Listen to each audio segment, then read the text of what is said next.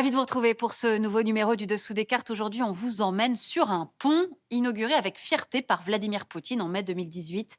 Un pont de 19 kilomètres reliant la Crimée à la Russie. Prouesse technologique au coût exorbitant réalisé en un temps record à forte dimension symbolique puisque ce nouveau pont au-dessus du détroit de Kertch actait l'arrimage définitif de la Crimée à la Russie, soit au regard du droit international une violation de l'intégrité territoriale de l'Ukraine. Vladimir Poutine aime communiquer autour de ses grands travaux et il en a lancé de multiples depuis son accession au pouvoir en 2000. Ponts, autoroutes, infrastructures ferroviaires. Nous allons voir aujourd'hui que la Russie de Poutine a sa face moderne, notamment ses deux grandes villes, Moscou et Saint-Pétersbourg, mais également ses failles. Les défis sont nombreux, vous allez voir, pour que la Russie, puissance moyenne, réponde aux rêves de grandeur du maître du Kremlin. Avec plus de 17 millions de kilomètres carrés, la Russie est le plus grand pays du monde. Son territoire s'étale sur 11 fuseaux horaires. Ainsi, quand il est midi à Kaliningrad, il est 22 heures à Petropavlovsk-Kamtchatski. À cheval sur deux continents, l'Europe et l'Asie, la Russie partage plus de 20 000 kilomètres de frontières terrestres avec 14 pays voisins. Elle a une population de 146 millions d'habitants, et bien que majoritairement russe, le pays compte près de 190 ethnies et nationalités. La Russie est divisée en 85 territoires qu'on appelle des sujets, selon un découpage territorial ou ethnique, comprenant depuis leurs annexions en 2014 la Crimée et la ville de Sébastopol. Mais depuis l'arrivée de Vladimir Poutine en 2000, ces sujets ou régions ont progressivement perdu leur autonomie au profit du centre fédéral. Regroupés aujourd'hui en 8 districts fédéraux dirigés par des représentants du président, ces différentes régions russes connaissent d'énormes disparités et c'est ce qu'on va voir maintenant.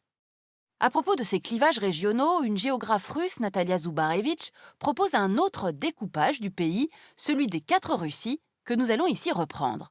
La première Russie est celle des grandes agglomérations comme Moscou et Saint-Pétersbourg, où la modernisation économique et sociale post-soviétique a été plus rapide que dans le reste du pays. La seconde Russie est celle des centres industriels, des villes moyennes, encore marquées par l'époque soviétique. La troisième est la Russie agricole, celle des petites villes qui bénéficient de subventions de l'État depuis l'embargo occidental. La quatrième Russie est la plus pauvre. Elle correspond souvent aux régions où les Russes ethniques ne sont pas toujours majoritaires. Par conséquent, le niveau de vie des Russes est très variable d'une région à l'autre. Ainsi, en 2019, à Moscou, le salaire mensuel moyen est de 94 000 roubles, environ 1 200 €, et le chômage de 1,4%. Tandis qu'en Ingouchie, l'une des régions les plus pauvres, le salaire moyen est de 27 000 roubles et le chômage atteint 26,4%.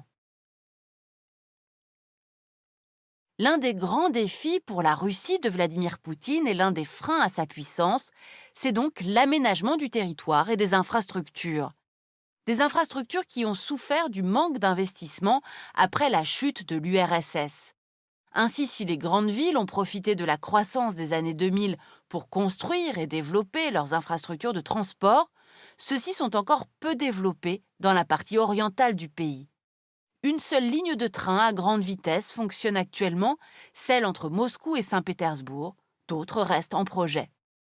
Le plus long train du monde, le transsibérien, doit être modernisé face à la concurrence des nouvelles routes de la soie chinoise reliant l'Est à l'Ouest.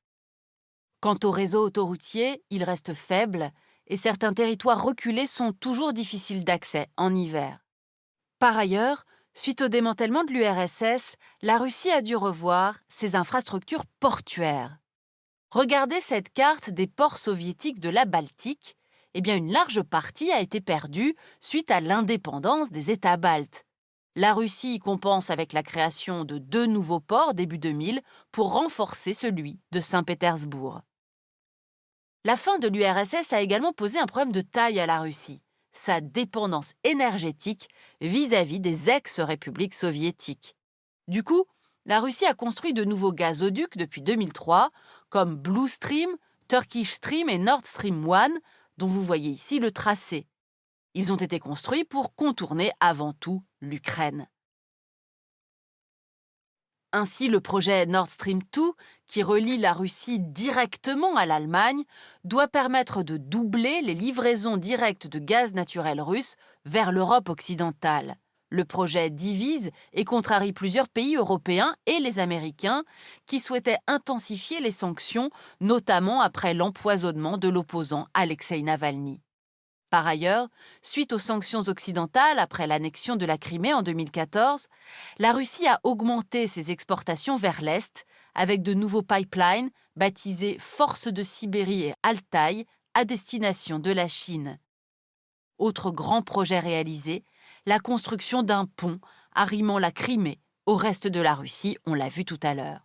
Le président Poutine, en quête de prestige pour son pays, a également investi dans des infrastructures dans le cadre de grands événements internationaux, comme le sommet de l'APEC en 2012 à Vladivostok, ou les JO d'hiver à Sotchi de 2014, ou encore la Coupe du monde de foot en 2018.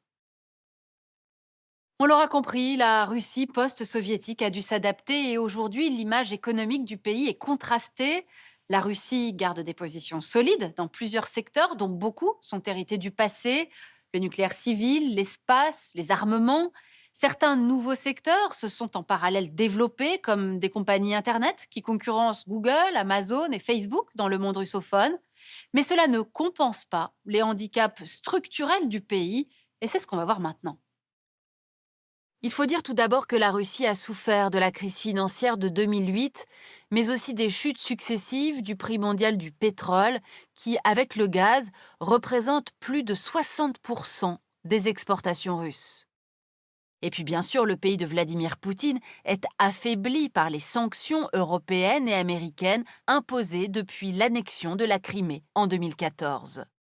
L'Union européenne a appliqué l'interdiction d'accès à son territoire et des sanctions économiques à 177 personnalités ukrainiennes et russes et des restrictions des échanges avec 48 entreprises du secteur bancaire, de l'énergie et de l'armement. En réponse, le Kremlin applique des contre-sanctions, notamment un embargo alimentaire sur les produits européens. Autre caractéristique de l'économie russe, la part de l'État dans le PIB du pays a considérablement augmenté entre 2000 et 2020. Les plus grandes et lucratives entreprises sont désormais contrôlées principalement par des proches du président Poutine. Le poids de l'État, la corruption endémique, créent un climat d'affaires instable, préjudiciable à l'ensemble de l'économie. Par ailleurs, pour répondre aux attentes d'une population souvent nostalgique de l'ère soviétique, la part des aides sociales dans les revenus des ménages a augmenté, tandis que l'esprit d'entreprise est en baisse, une situation qui handicape la diversification de l'économie russe. En dépit de ces aides sociales nombreuses, le mécontentement existe en Russie avec la montée de l'inflation qui touche les produits alimentaires de base. Ainsi, les économistes s'accordent à dire que les Russes ont perdu environ 10% de leur pouvoir d'achat depuis 2014, tandis que les revenus stagnent au niveau d'il y a 10 ans et que les inégalités sociales augmentent. Constat, dans la Russie de Vladimir Poutine, le fossé se creuse. Les très riches sont encore plus riches, alors que le nombre de personnes vivant en dessous du seuil de pauvreté atteint désormais 13,5% de la population. Selon les sondages, la situation économique et sociale est aujourd'hui la première préoccupation des Russes. La Russie qui a par ailleurs subi de plein fouet la pandémie de Covid-19. À l'exception d'un confinement au printemps 2020, le Kremlin avait fait le pari de maintenir l'activité économique du pays. Résultat, un bilan humain très lourd. La Russie occupe ainsi la 6e place mondiale pour les cas de Covid déclarés et la surmortalité entre 2019 et 2020 a été parmi les plus élevées au monde, derrière les États-Unis et le Brésil, avec 323 800 décès supplémentaires, principalement dus au Covid. Un bilan largement sous-estimé par les statistiques officielles. Vladimir Poutine, qui par ailleurs a voulu être en pointe sur la question du vaccin dès août 2020. La Russie se targue en effet d'être la première puissance à avoir mis en place le vaccin anti-Covid-19, le fameux Sputnik V, en référence au premier satellite lancé depuis la Terre pendant la guerre froide. Un an plus tard, l'Union européenne n'avait toujours pas homologué le vaccin russe, ce qui n'a pas empêché un certain nombre de pays, dont la Hongrie de Viktor Orban, la Slovaquie ou encore l'Iran et la Syrie, de commander des doses. La Russie enfin est confrontée à un défi démographique d'ampleur. La population russe s'est en effet réduite de 500 000 personnes entre 2019 et 2020, selon le service fédéral des statistiques Rosstat. Alors que l'espérance de vie avait progressé ces dernières années, elle a baissé de 2 ans en un an, conjuguée à un taux de fécondité très faible et à la baisse des flux d'immigration. Une crise de la démographie identifiée comme un défi historique par Vladimir Poutine lui-même.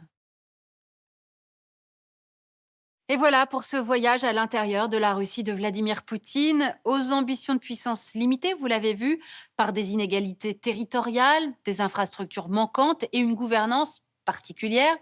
Le Covid n'a pas arrangé ces faiblesses structurelles, ce qui conduit la Russie à n'être classée qu'en 11e position par le FMI dans le classement 2021 des pays les plus riches du monde. États-Unis, Chine, Japon, Allemagne, France, Grande-Bretagne, Inde, Italie, Canada, Corée du Sud passent avant le pays de Vladimir Poutine, lui qui rêve pourtant, on le sait, de jouer les premiers rôles. Nous avons préparé cette émission avec Tatiana Kastueva-Jean de l'Institut français des relations internationales. Elle est l'auteure de ce livre, La Russie de Poutine en 100 questions. Ainsi s'achève ce nouveau numéro du Dessous des cartes. Rendez-vous bien sûr la semaine prochaine, même endroit, même heure. Et d'ici là, n'oubliez pas notre site internet arte.tv sur lequel vous retrouverez notamment nos leçons de géopolitique. À bientôt.